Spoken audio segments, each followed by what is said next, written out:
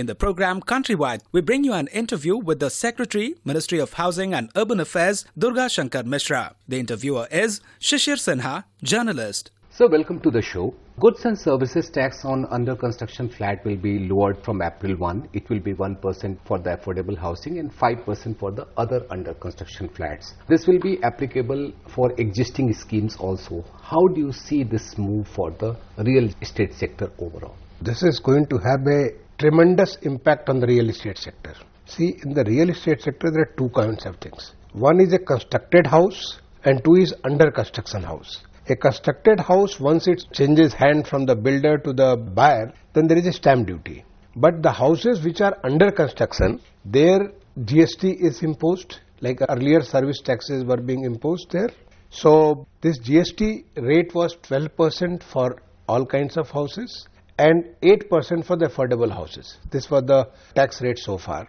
Now, on the request of the real estate sector, because I deal with the NAREDCO, CREDAI, this is the association of the real estate across the country. On their request and various state governments also, they have been contacting us. So this rate has been reduced from the rate which was 8% for the affordable sector, has been reduced to the 1%, and which was 12% for the non-affordable sector, it has been reduced to 5%. But at the same time, there is a condition that input tax credit will not be given. And the purchases of the various inputs, a certain percentage, around 80%, has to come from GST registered suppliers.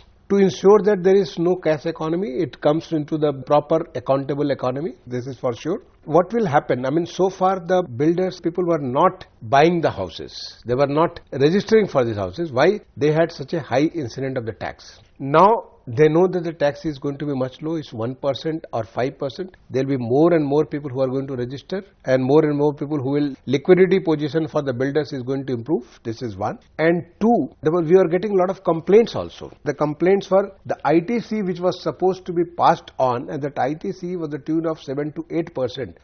All kinds of tax credits supposed to be passed on to the buyers, that is home buyers. It was not being passed on to them. So in effect, they were paying this 12%. Actually, they should be paying 12% minus this 7%, which is effectively 5%. But large number of the builders, there are few of them who are all giving them the ITC benefit, but large number of them, the complaints we are getting from the states and complaints we are getting from Home Buyers Association, we meet them also, that this was not being passed on to them. Now, this way, they don't have to pass on this ITC benefit, but they will get that benefit. Now, there is a fear that if you are not giving input tax credit, the builders may increase the base prices. How do you deny this criticism, or what do you have to say about this criticism? Definitely not. In fact, CREDAI as well as NAREDCO has welcomed this move in a big way. We have various people contacting us. They are very upbeat about it. They say the real estate sector is going to gain tremendously from this. The buyers are going to be benefited by this. And there is no question of raising this. You see, this input tax credit will not be passed on to the last stage. Earlier stages, because when the buildings are not constructed in just by, one step you get this and then the building is, there's a lot of steps are there. And the input tax credit is passed on various stages. This is the last stage, this 6-7% of accumulated income, the input tax credit, that is not being passed on. So rate is not going to go up. The benefit will go to the home buyers. So who is going to be benefited? The buyers are going to be benefited and the builders are going to be benefited. The whole industry. In fact, if it moves the industry, what will happen? There will be more purchase of cement, more purchase of the steel, there will be more purchase of the building materials, there will be more transport requirement, there will be more jobs generated in the real estate sector. Real estate sector contributes nearly around 17% to the GDP. It is second largest employer in the economy. So the whole thing is going to get a very positive impact. And there is also a system called National Anti-Profiteering Authority. So if the builders are not passing on the benefit of this new regime, then people can go to the Anti-Profiteering Authority and lodge a complaint if they are not getting any benefit from that. They will only charge 5% and 1%. So I think the things will move, but in case if there is anything adverse, there is always a system where you can always lodge your complaint, but I don't think that will be needed. So there is another issue about the inverted duty structure in the housing sector. Inverted duty structure means higher duty on the input and the lower duty on the finished product. And builders are saying that because of the inverted duty structure, they are not in a position to pass on. How do you plan to remove this kind of anomaly, like lowering the GST on a component like cement, which is 28% at present? Buildings are not just cement. or not just steel. Building is whole lot of material, like bricks, like the building material, and like the labor, like many other things. And it is the host of things. When you average it out, you will find the net effect will be around say 10 to 12%. It's not going to be more than that, because the items you have mentioned, that has a 28%. But in aggregate, some of the things have got 5% also. Some of the things have a lower this thing also. So in that case, aggregate is around 10 to 12%.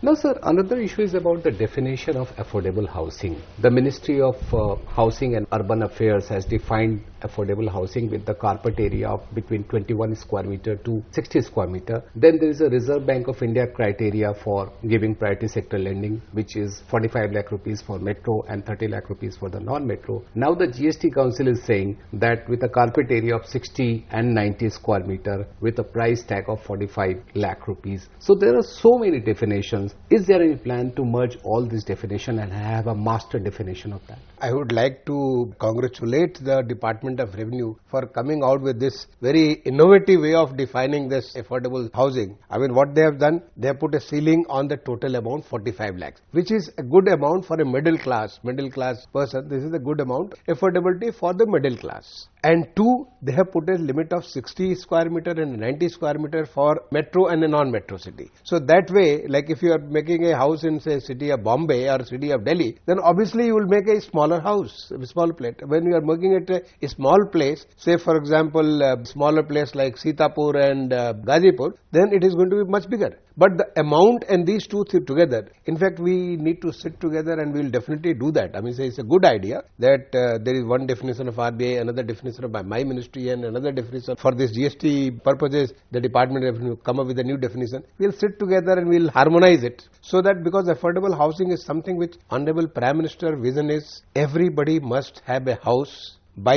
2022, when we are going to celebrate the 75th anniversary of Indian independence. And a study was carried out by the then Planning Commission in 2011-12. And in that study, see the total gap, those who do not have the house or those who have got the house, but it is inadequate. Almost 96% is economically weaker section, 54%, and 42% is the lower income group. So that means 96% is only in the EWS and the LIG. Balance 4% is another sector. So our focus should be on the affordable housing. When the Prime Minister says that we provide housing to all, that means we should provide housing to such people who are in this affordable category. I think this measure is going to have a very, very positive impact on our move towards achieving this goal. So you talked about housing for all by 2022, and there is a scheme called Pradhan Mantri Awas Yojana for urban, and I believe the target is 100 lakh by 2022 and 79 lakhs have already been completed. So what new you are planning to do to achieve the target in shorter period of time?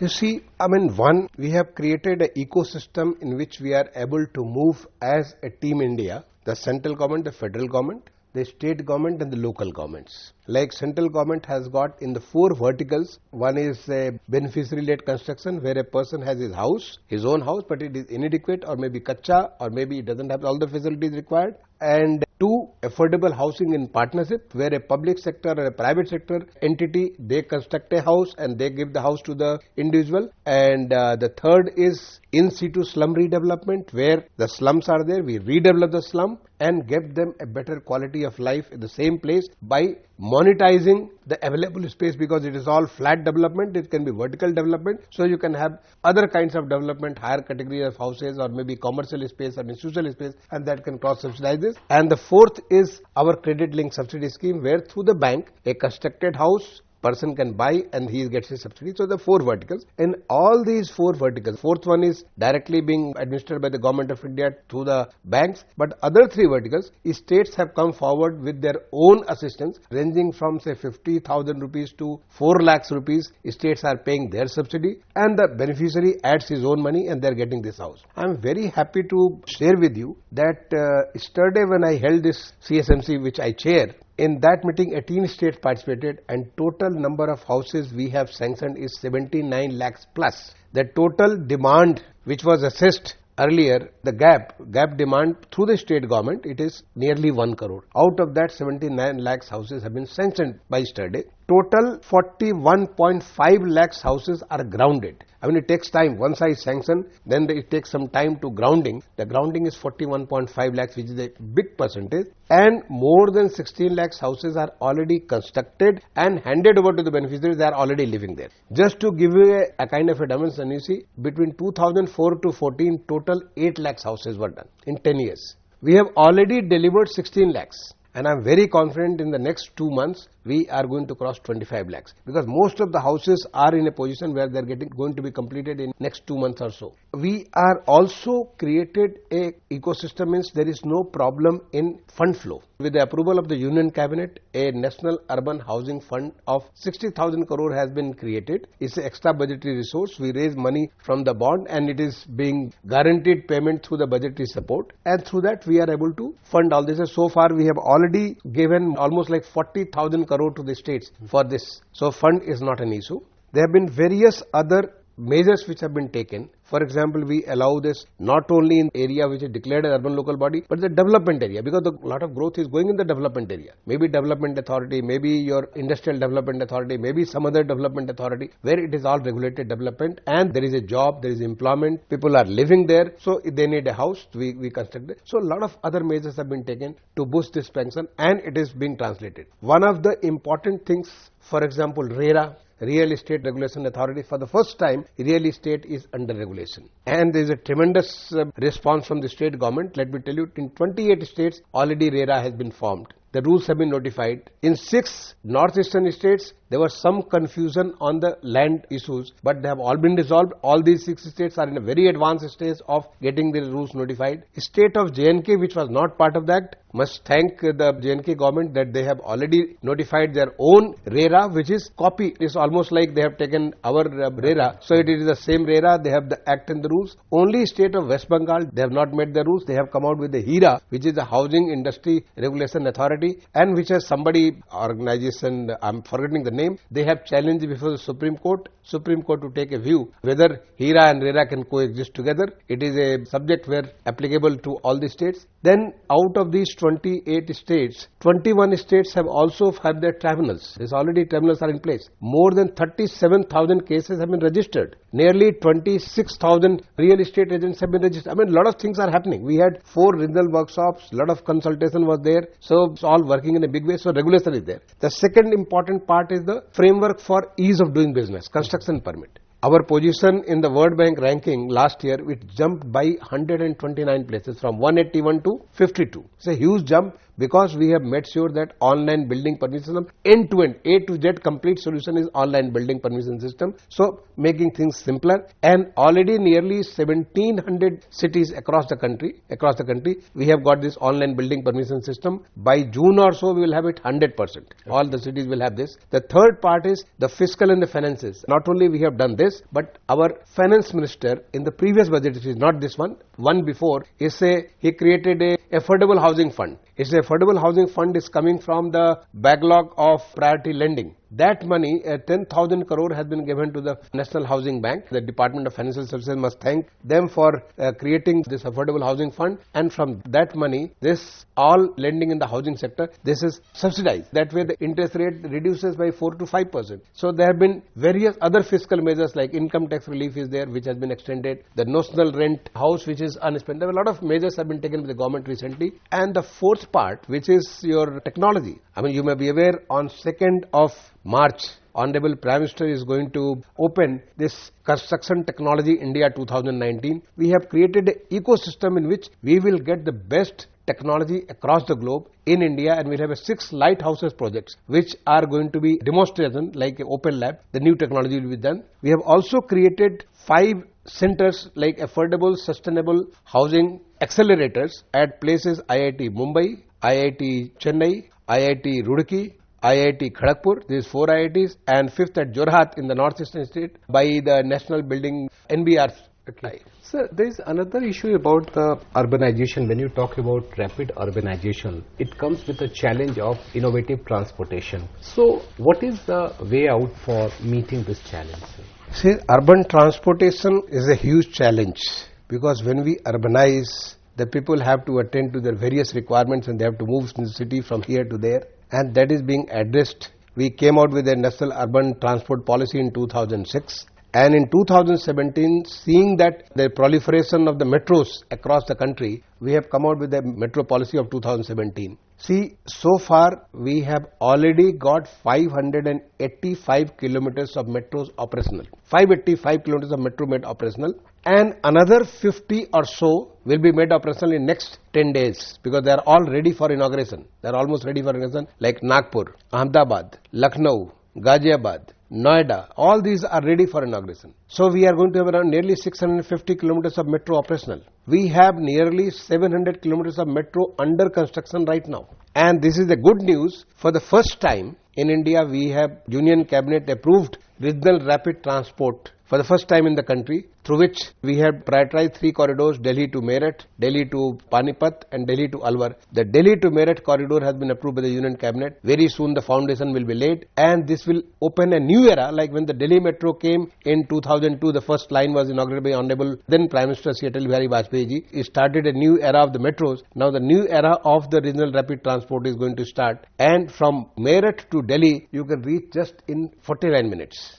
And covering 16 different places. So the train will move at a speed of nearly 200 kilometers. It will stop at 16 different places. So all the growth centers, people don't need to live in Delhi, and this will all be connected to the airport, connected to the ISBT, connected to the various other metro lines. So you can go anywhere and go back to your house. That is the story in most metro cities across the globe, and that is going to be there for Delhi. And we are also in a very advanced stage for Delhi Alwar and Delhi Panipat, which will come in due course. Sir, what is the progress on BRT, sir? I mean, how this is going to improve the urban transportation systems? In fact, let me share with you, we have nearly 400 kilometers of BRT system operational in 12 different cities. And another 500 kilometers is under construction. So it's going in a big way. Delhi, it didn't work for various reasons one can say, but it is working in various cities across the country like Bhopal, Indore, Surat, Rajkot, Pune, Pimpri Chinchwad, various cities. It is Amritsar, all these cities is working. Ahmedabad, it is one of very successful BRT, and the new BRTs are also coming up. Sir, tell us about progress on Atal Mission for Rejuvenation and Urban Transformation, better known as the Amrit, sir. Under Amrut, our focus is on providing the infrastructure. See, there we have selected 500 cities whose population was more than 100,000, that is more than 1 lakh.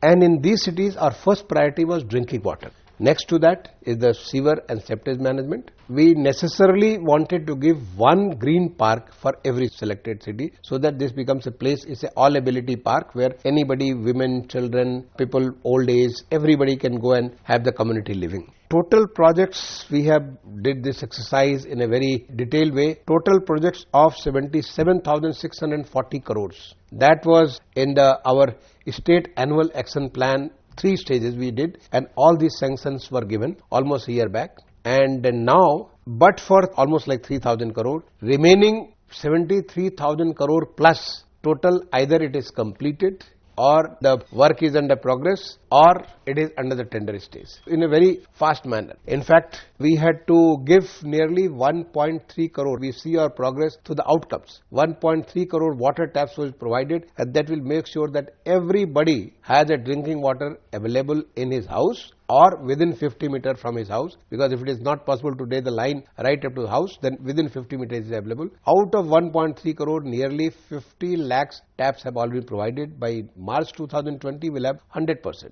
We had planned for sewer system, septic system to go up, say, by around 60%. It was around 30% when the program was started. Parks are coming up. If you go to any cities in the parks, and people are, it's a pride place for the city. This Amrut program has a reform agenda, as a very important agenda. And that reform is also playing in a big way. I mean, because this is, we have made reform as an incentive. If you receive a particular benchmark, then you are given an incentive, and so far we have already distributed incentive to the tune of nearly 1400 crores in the last 3 years. We have got for the first time our cities to make them self-dependent. We did the credit rating of the cities, 465 out of that 163 got the investment grade, around 35 of them got the A- and above, and 7 have already floated municipal bonds. They have raised bond to the tune of 3200 crore, and as a reform incentive we give them money 13 crore for every 100 crore. At that amounts to reducing their interest burden by nearly 2%. And I know that nearly 10 cities are already in line. They are at a very advanced stage to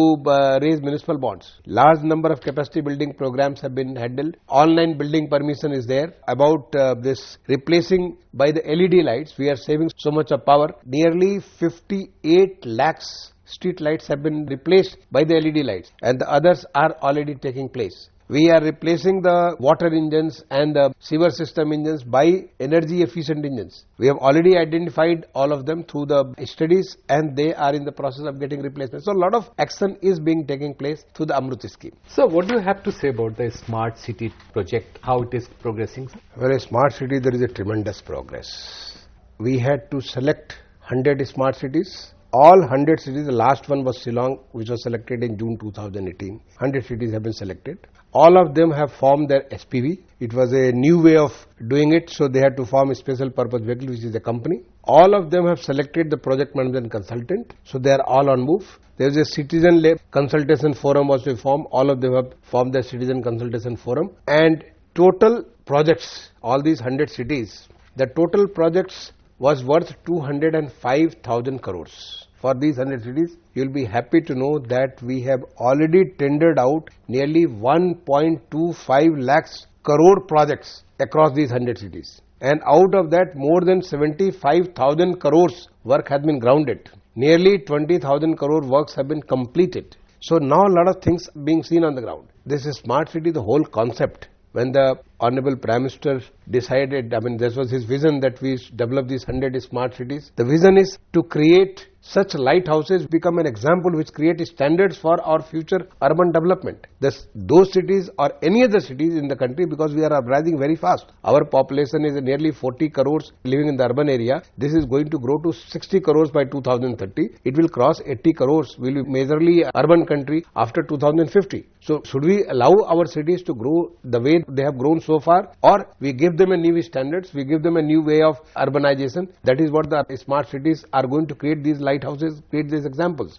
This is based on, say, 6 basic principles. One principle is the citizen is at the core. So anything you do, it is citizen-centric. How the citizens' living is going to be improved. The second is more from less. That means how you can use the technology and the infrastructure in such a way so that whatever you have available resources, maybe manpower, maybe electricity, maybe water, maybe air, whatever, how you can get maximum from there, more from less. This was the mantra we got from the Honorable Prime Minister. He was launching this smart city mission. The third is competition. It is not something which is you just get it like as a authorization, as you are eligible for that. No, you have to part through the challenge, through a competition. So it's a competitive cooperative federalism. So everybody, like today, the CEO's conference is going on. 13 cities, under the cities there is a program through the AFD and European Union. You are giving 100 million euros to the different cities, and this has come through the challenge process. 37 cities participated, 13 of them have got different amounts for carrying out their projects. So everything is through the challenge. The fourth is integration, innovation and sustainability. For every program, we try to see how we can integrate things, synergize things, what kind of innovation we can take, and how we can make things sustainable. The fifth principle is that technology is the means and not the end. We use the technology in a big way, but end product is citizens' life has to be improved. So we are using technology in a big way. Already 15 cities have got smart command and control center. See the Kumbh, the Bhavya Kumbh and the Divya Kumbh which is happening in Allahabad. If you go and visit that smart command and control center which was inaugurated by the Honorable Prime Minister in the beginning, what kind of role it has played in the whole crowd management. Recently I was there and I could see how they have been able to cordon off that crowd and move them in a very, very scientific manner. So this has been incident-free Kumbh is one of the role is that of the smart command and control center can play. It's like a brain and the nervous system which can help you in the traffic, in the security, in safety, in water, sewer, resilience, health, many things. It's a tremendous, it's like a brain and a nervous system. 15 of them have already got it. 34 of them work is already in progress. 16 of them it is tendered out. I am confident more than 50 of the smart command control center will be operational by December 2019. So it is going in a big way. And the last point is the inclusiveness. We develop the city in such a way so that everybody who lives in the city feel included. So lot of people who are living in slums, their quality has been improved through redevelopment of the slums, through better facilities in the slums, to better utilization of the resources. I mean, various things have been done. Now, we have a large number of smart roads. Nearly 80 kilometers of the smart roads are already there. When you say smart road means all the utilities are underground. There is a pedestrian pathway, there is a cycle pathways, the whole thing, you get a good pleasant environment in moving in the city. We have a large number of the smart solar. So you see the city scape is changing. There are nearly 10% of the energy coming from the solar power. This number is huge. Smart water, a smart sewer system, a smart various impactful projects like heritage that been revived, smart education. You have got say water bodies like maybe pond or lake or maybe river system. This has become an important public place, places which are community spaces. So they are all being developed in a way so that the citizens have a better quality of life, and it is all moving very fast. Now we have also started a focus on the data, because we find that the smart city, we are learning, we are on the learning curve. Whatever we are doing, we learn, we move on, we improve from there and go further. This is an international Indian urban data exchange we have created. Through the Indian urban data, we are standardizing all kinds of data. We are making sure that all kinds of vendors will be there, but they supply such things so that we are able to take care of it. The systems become modular. They can develop in a bigger system created one by one. Otherwise, what will happen? That it becomes it's not interoperable. Then the difficulty will be there. So we are already working on that. On the cyber security, we are working on it. I mean, these are all our learning curve. We have recently our digital payment. We constituted a 100 city, 100 days digital award. All cities have participated. Today in the CEO's conference, we gave the award to the cities, those who have performed very well, and it has increased the total uses of the digital payment system. People have used various innovative ways how they can increase. We have launched today open data policy. So through this, we can collaborate. Now our cities are becoming stronger and they are learning, and learning curve is such that in future we can even help this kind of a smartification. This has never happened across the globe. The countries have done 1 or 2 or 5 or 10. We are taking 100 cities together and they are all on the move. So in fact I will invite you, visit our CEO's conference, talk to some of our CEOs and find out from them what they are doing, how they are doing, and what they are going to do in future. Thank you very much talking to All India Radio. Thank you. You are listening to an interview with the Secretary, Ministry of Housing and Urban Affairs, Durga Shanker Mishra. The interviewer was Shishir Sinha, journalist. This program was produced and presented by the News Services Division of All India Radio. This program is also available on our website, newsonair.nic.in. You may email your opinion about this program at airnsttalks@gmail.com.